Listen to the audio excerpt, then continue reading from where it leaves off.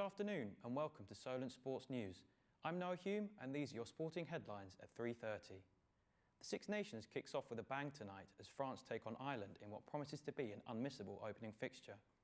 The two nations managed to avoid each other in last year's Rugby World Cup, where both suffered heartbreaking quarter-final defeats. France are going into the tournament as favourites, but Ireland will be hoping to achieve back-to-back Grand Slams for the first time in Six Nations history. New Ireland captain Peter O'Mahony is relishing the challenge. Every opportunity you get to play for Ireland is huge, but this one seems particularly special, not just for me because I'm under my circumstances, but for the group and lots of guys in the group. Big games, big opportunities for guys, big opportunity for every one of us. To golf now, where Ollie Howard and Tom Goward made the most of the sporadic Southampton sun. The pair travelled to a nearby golf club to find out about the benefits the sport has on our mental well-being. We're here today at Chilworth Golf Club, which is a short 10-minute drive north of the Southampton city centre. But today we're not just here to pelt a few balls down the driving range, we want to find out the motive behind playing golf. How can this sport be used as a coping mechanism against potential mental health struggles? We're here to find out everything. It was when researching after when we realised just how powerful golf can be for improving mental well-being. ISU recently conducted a survey in which an overwhelming 95% of golfers agreed that golf has positively affected their mental health. 89% experienced a direct positive feedback. My name's Mark Becky. Sunny day when you're hitting a ball, yes. In the winter, like this, when you're not hitting a ball, you could hang yourself at times. And I nearly did the other day. I still have lessons, try anyway, but it is so frustrating. When interviewing Mark, we could feel that he'd caught the golf bug, eager to talk about all things around the sport. However, even he admitted that when he was once in his early 20s, he couldn't see the appeal for this age group. I played in Staffordshire, and I played quite frequently until I went to university. And then at university, I found squash, came out to university, and my exact comment was, this game, golf, is for old men. It seems as though this demographic may be changing. Perhaps one of the few things we can thank the COVID-19 pandemic for. The Golf Business studied in 2022 that 15% of the population tried golf for the first time after the restrictions were lifted. There are over 1 million regular participants in the United Kingdom, according to Statista. 35% of which are under the age of 34. We're still yet to see a proper boom in golf. Perhaps the sport needs a new personality to capture the hearts of the nation, similar to what we've seen earlier this year with Luke Littler in darts. Lowering the average cost of playing could entice new participants, with a reasonable 18-hole course amounting to around £30. Because it is a real time-consuming sport. And if you're not retired, you struggle. Plus, it's expensive. We now have Tom and Ollie live with us to tell us more. Cheers, Noah. Yep, I'm here with Tom today. Tom, it looks as though winter may be gone. Spring is upon us. For someone like you who's worked in golf, a member of the golf club, there's no better place to be today, is there? No, the sun's gone in. The sun was out early and we hit a few balls on the range. I hit a few balls on the range, but yeah, I definitely wanted to come and play the course today. And when we were speaking to Mark Beckett earlier, he spoke quite openly about just the role that golf plays in mental health as a coping mechanism. Did you kind of see what he was getting at with that? Yeah, I think it's a Marmite sport, this golf. You either love it or hate it, but I think most people say deep down they love it. You can come out on a course, you just get away of stresses of life, or if you just want to hang out with mates. Some courses that you drink alcohol, and you can just have a good time, really, even if you shoot 75 or 105. Yeah, or even more than that for some players. And he also said how it's got that reputation for being an old man's game. What can golf really do more to make sure that they're capturing and enticing the younger audience? I think cost is a huge factor. Clubs are expensive, balls are expensive, memberships and pay and play courses are expensive. So I think cost is a huge factor in what puts younger people off. But also, the travel and commitment, and a lot of people have studies at school, or younger people, teenagers at college and stuff like that. So, but I would say mainly the cost is a big factor that lets the sport down in terms of getting younger people to play. And Tom, we are obviously at a putting green. It would be rude if I didn't ask you to try and get a hole right now. So it's about a 6 foot, maybe 5 foot putt. Can he do it? Easy as you like. Back to you in the studio. Thanks, Ollie. Now to esports and online gaming, where Tekken 8, a Mortal Kombat video game, has just been released and its popularity is on the rise. Reporter Daniel Baverstock has more.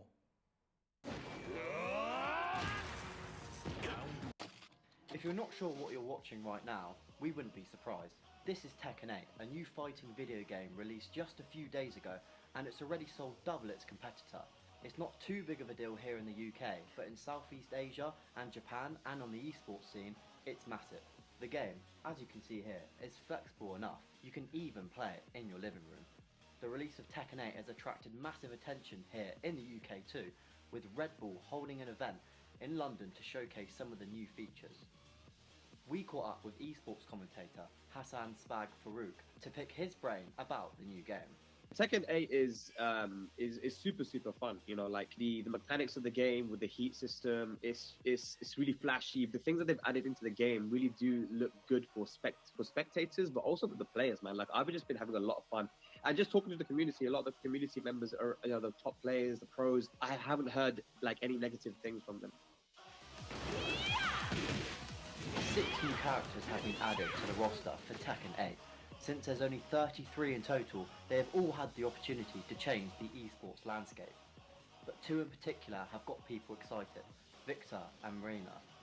Tekken commentator Ryan Bubsy Sinclair admitted that he's been obsessed with these new additions. It's just got my mind in a swirl, because I've never really been one to like watch trailers and break them down, but definitely these ones I've watched back, I'm like, hold on, let me rewind this, let me look at this. Oh, is that something? And then I just can't wait to actually get my hands and actually sit down and actually try these things out and see how it works, because these new characters, they look so interesting. They look like they got so much to them. They're going to be fan favorites once the game drops. We're clueless about Tekken here at Solent Sports News, but we aren't going to let the experts have all the fun. Choose your character.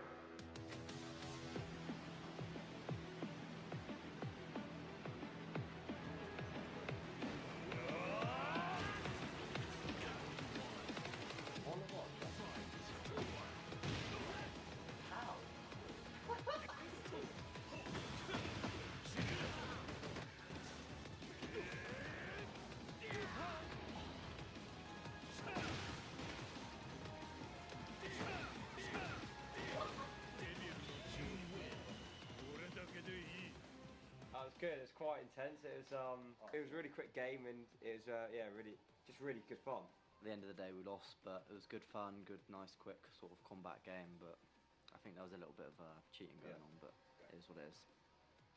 No, you can't go on. As you can see, we've all had our fun here, but it's over to the UK to see if this game can go even further. A new competition has begun in Southampton. It involves climbing and it brings the whole country together. Byron Goodchild went along to Boulder Shack to find out more.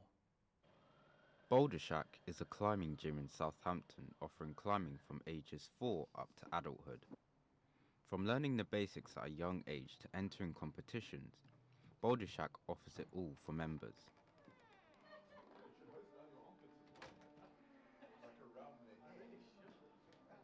With the new year still young, the Mega Series is ready to kick off with the first round starting on the 1st of February running through to the 9th.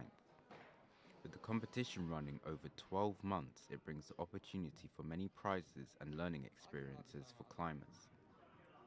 Being the host of the competition, Boulder Shack is sure to have many competitors, one of them being experienced climber Ryan. Climbing for 2.5 years now, Ryan loves the friendliness the competition has and the opportunity to expose strengths and weaknesses in the Mega Series. The thing I love about the Mega Series most is it's a very friendly competition, and it just gives you a really good insight into your climbing, what you're strong at, where your weaknesses may be, and along with that, what you could always work on.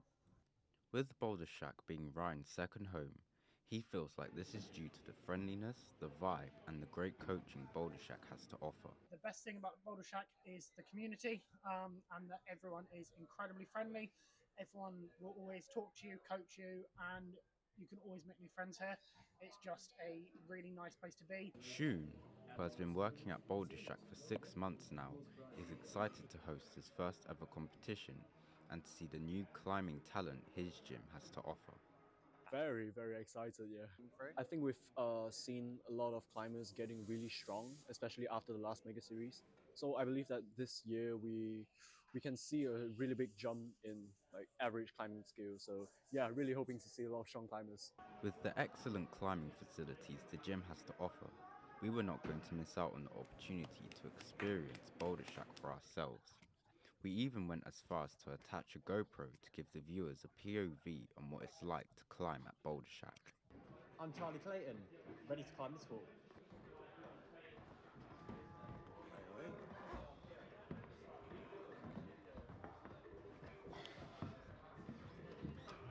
Easy as that. With the Mega Series already underway, Boulder Shack is looking to bring more future climbing champions into the rock climbing world. Byron Goodchild, Solent Sports News. The Solent Redhawks entered their final game of the season against Chichester Spitfires. The game represented the end of a chapter for the third years, who played their final game. Callum Bates reports. As the Solent Redhawks prepared for the final game of the season, it was an end of an era for some of the squad. Offensive lineman Guy Stevenson has been critical for the team on and off the field during the season as a player and a physiotherapist. Mainly he's a lead blocker, the best lead blocker in the league right now. In order to have the most pancakes, I'm not putting that one out. Obviously. Yeah, but I also done some physiotherapy as an undergrad and master's degree. And I've been using it to rehabilitate one of the best running backs in the country. And his progression has been absolutely phenomenal, and I'm looking forward to see how he can get along at the next stage. Spirits were high prior to the game as the players took the field for the final time. Manager Dan McMillan gave one last team talk ahead of their game at Solent City College.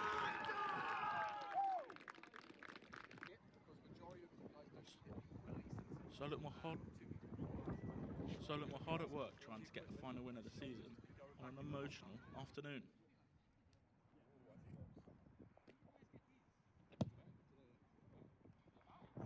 So I used to be QB1 here last season, so it was a big game today.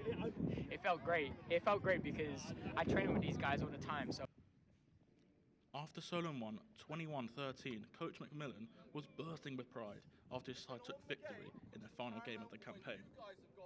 And after the game finished, there was just enough time for one last team photo together. Always proud of them.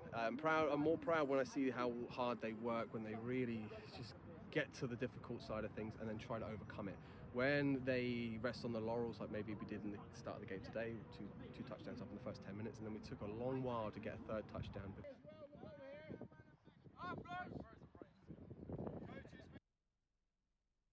Now, join us again soon for more sports updates and breaking news. You can also visit our website at solentsportsnews.co.uk.